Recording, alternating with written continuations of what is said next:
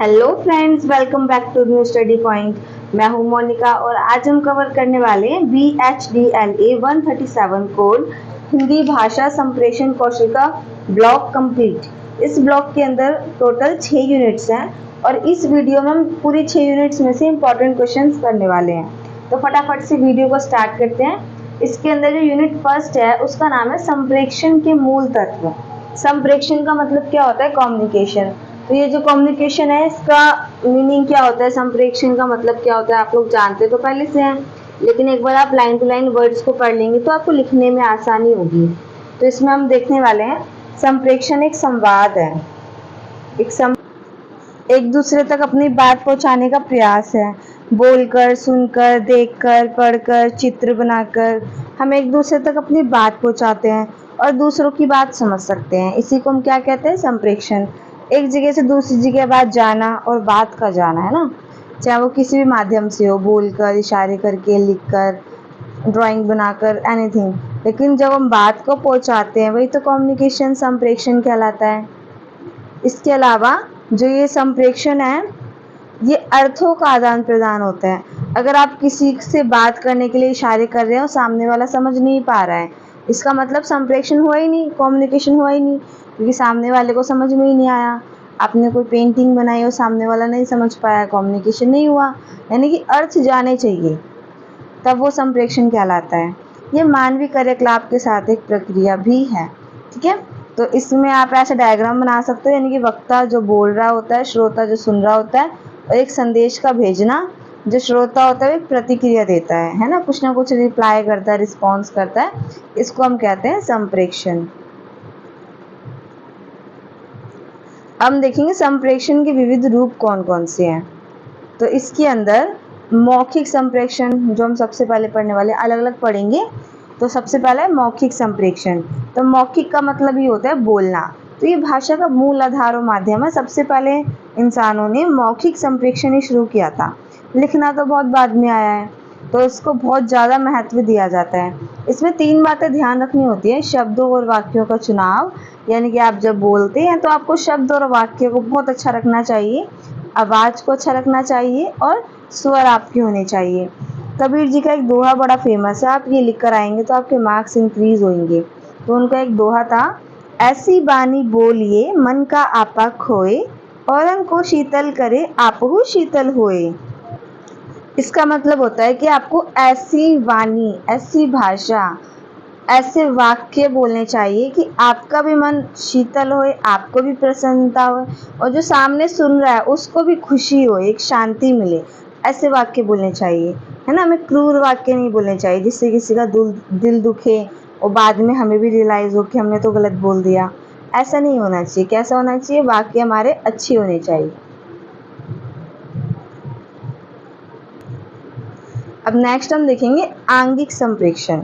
ठीक है, इसमें मैंने वर्ड्स लिखे हैं, आप इनको एलैबोरेट कर सकते हो। जिसमें मुझे लगा कि मुझे एक्स्ट्रा बताने की जरूरत है, सो मैंने पॉइंट टू पॉइंट लिख दिया था मौखिक वाले में। आंगिक संप्रेषण क्या होता है? जब हम कहीं जाते हैं तो हमारी बॉडी लैंग्वेज भी काफ़ी मैटर करती है। हमने कैसे कपड़े पहने हैं, हमारी पर्सनालिटी कैसी है, हम कैसे बात कर रहे हैं सामने वाले से, हम कैसे खड़े होते हैं, कैसे बैठते हैं, कैसे उठते हैं। तो ये सब चीज़ें भी क्या करती हैं? एक तरीके का कम्युनिकेशन देती है सामने वाले के लिए। तो इसको कहते हैं हम आंगिक संप्रेषण। लिखित संप्रेषण ये क्या होता है? ये बहुत इंपॉर्टेंट है, आगे हम इसके बारे में अलग से भी पढ़ेंगे। इसमें बताया गया है कि जो भी हम बात लिख के करते हैं वो एक स्थायी रूप में होती है ना। अब मैं एक बात बताना चाहूँ सबको, तो मैं बुक उसकी रिलीज़ कर सकती हूँ, तो बुक के थ्रू क्या होगा? सबके पास पहुँच जाएगी। आजकल तो खैर अलग अलग मीडियम आ गए हैं, इंटरनेट वगैरह, लेकिन पहले क्या था? पहले मौखिक संप्रेषण मैटर तो करता था, लेकिन बहुत दूर तक आने वाली पीढ़ी तक पता नहीं लग पाता था। तो धीरे धीरे करके लिखित संप्रेषण का इस्तेमाल होने लगा, जिसकी वजह से आज हमारी संस्कृति इतनी सब कुछ जानती है। वरना सिर्फ मौखिक रूप में होता तो अब तक तो बदल चुकी होती बातें। लिखित रूप में इसलिए एक संस्कृति एक जिंदा है अभी तक, है ना। संचार माध्यम, संचार माध्यम के थ्रू भी हम संप्रेषण करते हैं, बातचीत करते हैं। अब नेक्स्ट क्वेश्चन है संप्रेषण का प्रयोजन। प्रयोजन का मतलब होता है एक तरीके से कि इसकी क्या ज़रूरत है ना, क्या नीड है हमें, क्या महत्व करता है ये। तो जो संप्रेषण है मनुष्य एक सामाजिक प्राणी है और ये अकेला नहीं रह सकता। हम सभी जानते हैं कि हम सभी एक समाज में पैदा हुए हैं, एक समाज में पले पले बड़े हुए हैं, तो हम अकेले तो बिल्कुल नहीं रह सकते हैं, हमें ज़रूरत तो पड़ती है। तो कैसे, एक तो व्यक्तिगत ज़रूरत होती है, जो हम छोटे होते हैं हमारी देखभाल ही नहीं करे कोई, तो हम बड़े कैसे हो जाएंगे, है ना। व्यक्तिगत संबंधों के लिए, रिलेशनशिप्स हमें चाहिए होते हैं। सूचना के लिए, अब हमें कहीं का कुछ पता ही नहीं है चल क्या रहा है, कैसे काम चलेगा लाइफ में। आपस में बातचीत करने के लिए, किसी से कुछ आग्रह करने के लिए, कोई चीज़ मांगनी है, कुछ भी, है ना। मनोरंजन के लिए कुछ ना कुछ हो, हमें संप्रेषण की जरूरत तो पड़ती ही है। अब आता है यूनिट नंबर 2 पे। 1 में इतना ही था इम्पोर्टेंट। अब यूनिट नंबर 2 में देखते हैं फटाफट। इसके अंदर यूनिट का नाम है उच्चारित और लिखित भाषा संप्रेषण के तत्व, यानी कि जो उच्चारित करने वाली भाषा जो हम बोलते हैं, ओरल लैंग्वेज, और जो लिखित भाषा है, रिटन लैंग्वेज, इनके तत्वों के बारे में बताना है, ठीक है। तो सबसे पहले हम देखेंगे उच्चारित भाषा की प्रकृति क्या है। तो उच्चारित भाषा ये परिवेश, परिवार, समाज, इन सब में अर्जित की जाती है। जब हम पैदा होते हैं उसके बाद हम अपने परिवार में ही सबसे पहले बोलना सीखते हैं, है ना। इशारों में बोलते हैं, फिर मुंह से बोलना सीखते हैं। तो हम ये सब चीज़ें अर्जित करते हैं, हमें कोई बैठ के सिखाता नहीं है, हम अपने आप ही बोलने लग जाते हैं, पानी वगैरह, है ना। मानव शिशु अनुकरण द्वारा सीखता है। ये अनुकरण वर्ड बहुत इंपॉर्टेंट है। अनुकरण का मतलब होता है रिपीटेशन करके। जब हम बच्चों के सामने बोलते हैं ना, तो बच्चा हमारी नकल उतारता है, और उस नकल उतारते उतारते वो चीज़ें सीखने लग जाता है।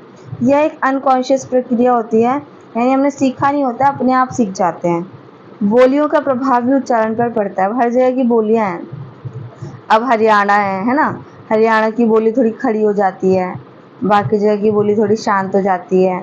तो ऐसे बोलियों पे भी ना उच्चारण का प्रभाव पड़ता है। अब बिहार है ना, बिहार में और यूपी में थोड़ी थोड़ी समानताएं मानी जाती है, लेकिन जो वर्ड्स हैं उनको थोड़ा सा बोलियों में चेंज कर दिया जाता है ना। बिहार में वाह लगा के बात किया जाता है। अब देखते हैं हम लिखित भाषा की प्रकृति। लिखित भाषा की प्रकृति क्या है। तो लिखित भाषा की प्रकृति के अंदर यह सृजनात्मक साहित्य का माध्यम होता है।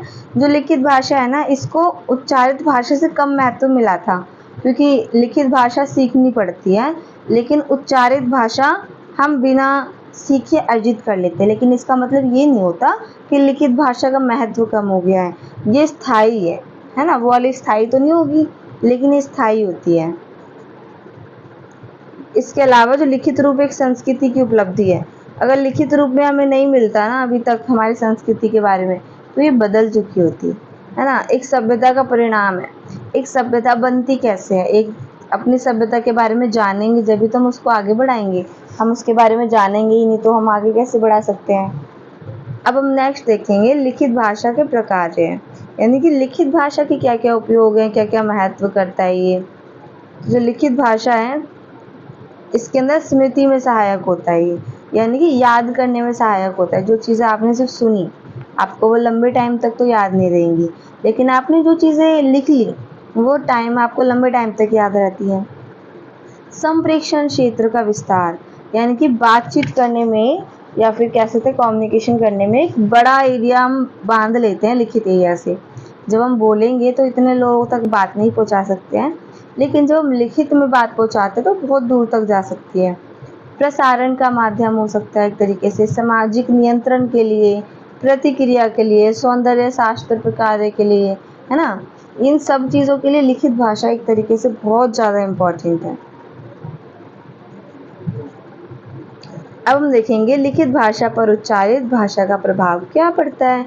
यानी कि जो लिखित भाषा है उसमें हम लिखे हुए को देखकर कैसे पहचान सकते हैं कि हम इसको बोलें कैसे, है ना।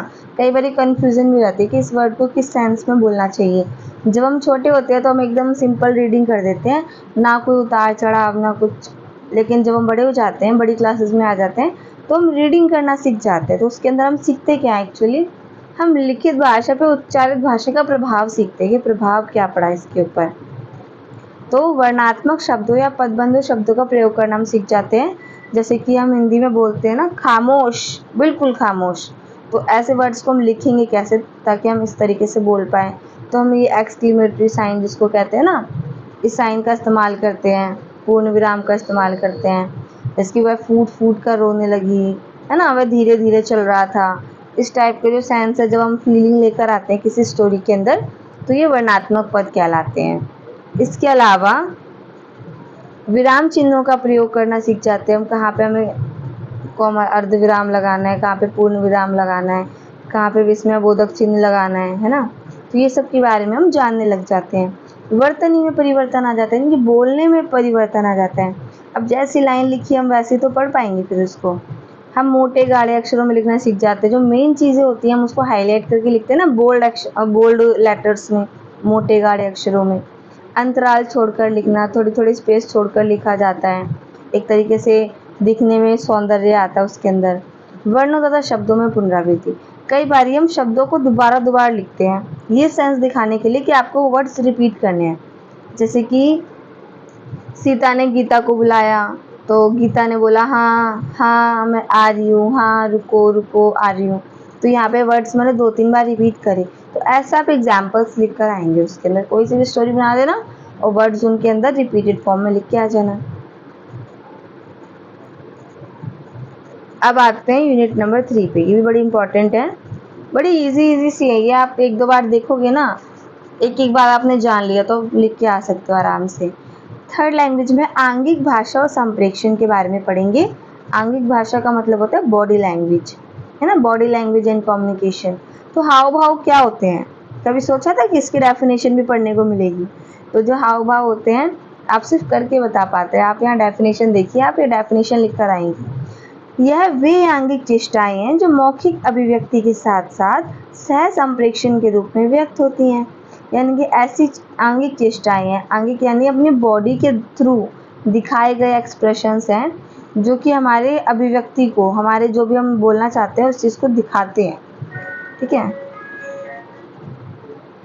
हाव भाव की सामाजिक सापेक्षिकता, ये क्या होती है? तो समाज में हमारे हाव भाव का कितना ज़्यादा इम्पॉर्टेंट रोल है, हम यहाँ पे वो बताने की कोशिश कर रहे हैं।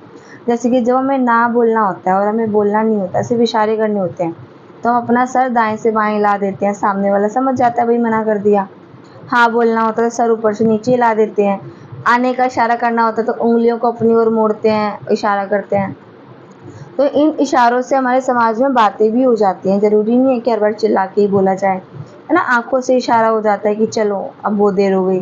तो ऐसे जितने भी इशारे हैं जिनका समाज में महत्व रखता है, तो आप उनके उदाहरण देकर यहाँ पे बता सकते हो। आपको फुल आपका जो भी आंसर है उसमें उदाहरण ही देनी है, ठीक है। कोई सी भी स्टोरी बना सकते हो और कैरेक्टर स्टोरी बना सकते हो, इसके अंदर ऐसे बातचीत करते हुए बता देना है।